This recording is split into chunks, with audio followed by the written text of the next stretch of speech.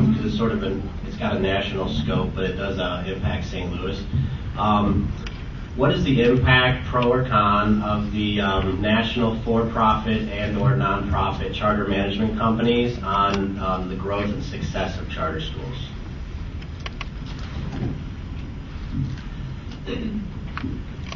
I'm not the expert, but from our point of view, there is within the last 5 years, there's emerging real growth within the nonprofit charter management organization sector for a couple of reasons. One, time.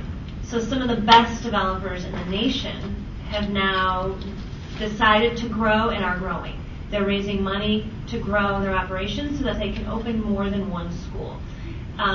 These are all individual, standalone charter schools that are now opening more schools either in their area, their city, or in some cases regionally, very infrequently nationally. Then I would say on the for-profit side, that sector, from my point of view, hasn't necessarily grown in number of new companies, but we are seeing that some of the organizations that have existed for the past 10 years are expanding still significantly across particular states. They tend to select the states where the per pupil funding is relatively high compared to other states.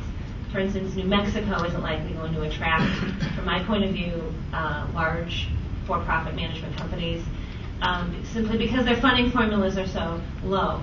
California hasn't attracted a large number of them because the combination of the funding and the high facilities costs just doesn't really afford them much of an opportunity.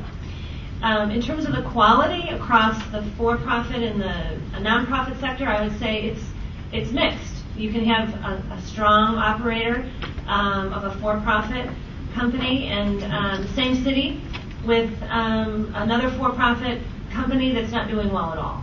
And similarly for the nonprofit charter management organizations. There isn't one trend within one of those sectors that I would say is doing a much better job. I think a lot of it depends on something we've talked about today, board governance. If the board of the charter school that hires the company is doing its job of holding that company accountable for results, of executing a strong management agreement so that that board has control over the renewal of that agreement, the compensation of that agreement, the termination of that agreement, the school will be better. We've seen that happen in places where the contracts are strong, for instance, Indianapolis. We've seen that to be a problem in some states, I would say Missouri being one. So I think it just depends on some of the things we've learned about today.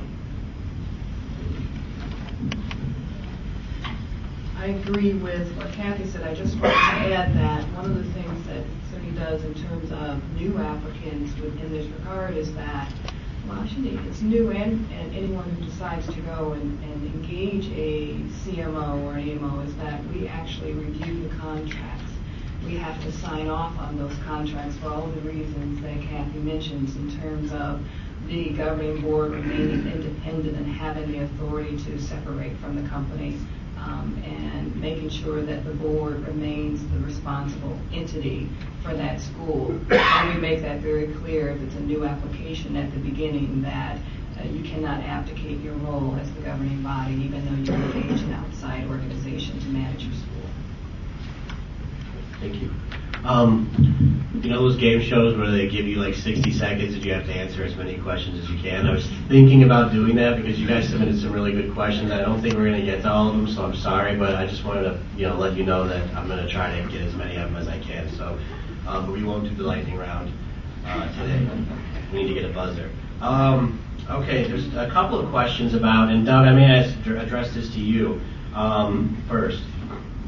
Regarding faith-based organizations and charter schools, can a faith-based school become a charter school, and then also faith-based organizations operating charter schools? Any perspectives on that, or trends on that, or perspectives? In order to become a charter school being a public school, a faith-based organization would need to be willing to open a school that